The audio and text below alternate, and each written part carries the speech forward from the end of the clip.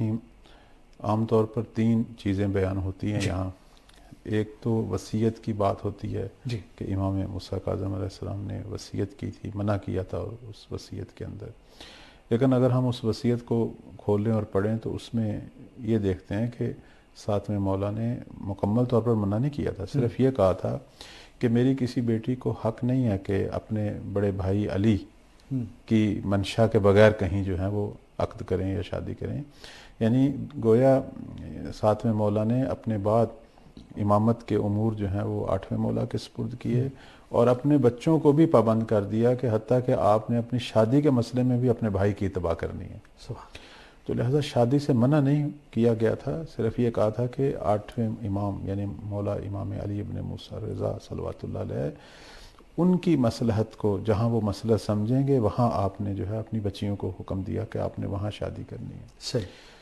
بعض لوگ جو ہیں وہ کہتے ہیں کہ یہ بیویاں بہت بلند مقام کی مالک تھیں, جیسے خود حضرت معصومہ سلام اللہ علیہ, بہت بڑا مقام ہے بی بی کا, کہ شاید ان کا کوئی کف ہمسر جو ہے نہیں تھا, اس لیے ان کی شادی نہیں ہوئی, یا اسی طرح ان کی جو ہمشیرگان تھیں. اس بات کو بھی ہم نہیں مانیں گے. کیوں؟ چونکہ ہمارا جو دین ہے وہ یہ کہتا ہے کہ میاں بیوی کے حوالے سے ایک دوسرے کی دیانتداری اور امانت داری کو صرف دیکھیں. بالکل. جیسے نبی کریم صلی اللہ علیہ وآلہ وسلم کا فرمان ہے, اور میں ناظرین کی خدمت میں بالخصوص کہ جو بعض اوقات ایسے مختلف چھوٹی چھوٹی باتیں اور مسائل پر جو ہیں وہ بچیوں کو اور بچوں کو بٹھائی رکھتے ہیں, کہ نبی کریم صلی اللہ علیہ وآلہ وسلم کا یہ فرمان ہے کہ اگر کوئی شخص جو آپ کی بچی سے رشتہ کرنا چاہتا ہے, اگر وہ دیانتدار ہے, دیندار ہے اور امین ہے, یعنی ایک امین شخص کی خصوصیات اس کے اندر پائی جاتی ہیں, تو آپ جو ہے اگرچہ باقی چیزوں میں وہ آپ کی بیٹی کی جو ہے وہ اس کا کف نہیں ہے, مثلا ہو سکتا ہے وہ اتنا پڑھا لکھا نہ ہو, اتنا خوبصورت نہ ہو, یا آپ کی مالی حیثیت کے مطابق نہ ہو, لیکن اگر وہ دیندار ہے اور امین ہے, یہ 2 چیزیں اگر اس کے اندر ہیں, تو فرماتے ہیں کہ آپ اس میں جو ہے کوئی اس کے اندر روڑا نہ اٹکائیں, کوئی معنی نہ بنے, بلکہ اپنی بچی کی اس سے شادی کریں. اور اس کے بعد نبی کریم صلی اللہ علیہ وآلہ وسلم فرماتے ہیں کہ اگر ایسا نہیں کرو گے تو زمین میں بڑے بڑے فتنے پیدا ہوں گے. ظاہر ہے جب بچیوں کی شادی نہیں ہوگی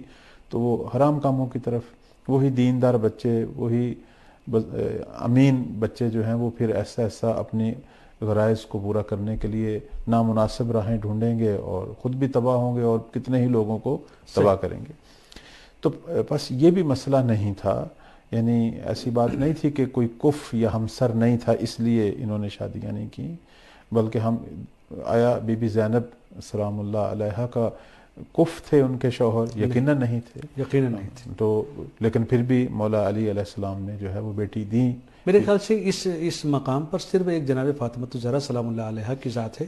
جو مولا علی کی کفیت کی بنیاد پر شادی ہوئی ہے. باقی جتنیاں بھی اس خاندان کی عظیم بیویاں تھیں, یقیناً وہ ہو سکتا ہے وہ مد مقابل کف نہ ہو, بالکل, لیکن کچھ چیزیں تھیں, مثلا دیندار تھے, امین تھے, بالآخر کچھ ایسی اچھی خصوصیات, صاحب تقویٰ تھے. یہی چیزیں ہم نے دیکھنی ہیں.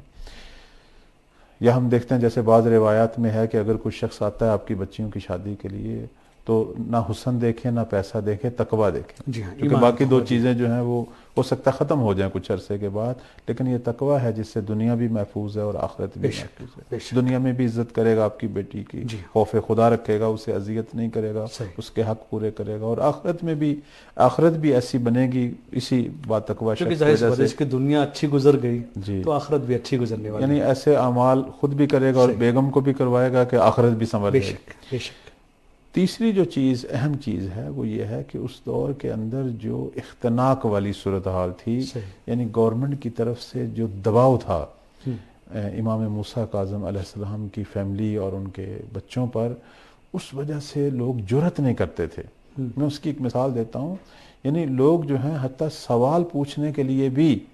امام کے بچوں کے گھر کے دروازے کا رخ نہیں کرتے تھے. ایسی کوئی فضا مسلسل قتل عام کے ذریعے اور اس خانوادہ پر جو ایک صورت حال تھی کہ مثلا امام رضا علیہ السلام کے بھائیوں کو جو ہے وہ قتل کیا جا رہا تھا. اس کے علاوہ اور بھی آل محمد کے جو بزرگان ہیں جیسے حسنی سادات ہیں, حسینی سادات ہیں ان کو جو ہے وہ شہید کیا جا رہا تھا، دیواروں میں چنا جا رہا تھا، اور خود اس گھر کے ارد گرد جو حالت تھی جاسوسوں کی، نظر بندی کی جو کیفیت تھی، مسلسل پہرا تھا، کون ملنے کے لیے آ رہا ہے، جو ملنے کے لیے آتا تھا پھر اسے پکڑا جاتا تھا، تشدد کیا جاتا تھا، تمہارے کیا پس پردہ محرکات ہیں، کیوں ملنے کے لیے آئے. یعنی ایک ایسا ایک ماحول تھا کہ جس میں اتنا خوف تھا کہ لوگ جو ہیں وہ ایک قسم کا دور ہو چکے تھے. صحیح. ہمارے بعض جو ماہرین ہیں جو اس حصے کا تاریخی اعتبار سے جو تجزیہ کرتے ہیں، وہ کہتے ہیں کہ اگر کسی کو کوئی سوال شرعی ہوتا تو وہ بھی ڈرتا تھا، پوچھنے نہیں جاتا تھا، کجا کوئی داماد بنے رشتہ مانگے. تو یعنی یہ گویا ایسے ہی تھا اس زمانے میں کہ اگر کوئی ان بیبیوں سے یعنی شادی کا سوچتا یا رشتے کی بات ہوتی تو وہ یقیناً قتل ہو جاتا. جب خود خاندان اہل بیت کے شہزادوں پر رحم نہیں کیا جا رہا تھا، اب دیگر جو لوگ تھے یا دیگر قبائل کے یا دیگر جو افراد تھے یقیناً ان پر بھی رحم نہ ہوتا. تو اس خوف ہراس کی جو فضا اس بنی عباس کی حکومت نے قائم کی ہوئی تھی، یہ بنیادی طور پر باعث بنی ہے کہ ظاہر ہے اچھے لوگ یا وہ سادات جو لائق تھے بالآخر کچھ حد تک وہ نہ آ سکے، یا اگر کوئی ارادے تھے وہ ان ارادوں میں کامیاب نہ ہو سکے. یعنی کوئی اور وجہ ہمیں سمجھ نہیں آ رہی، نہ کوئی وصیت درکار تھی، نہ کوئی کف کی بات تھی،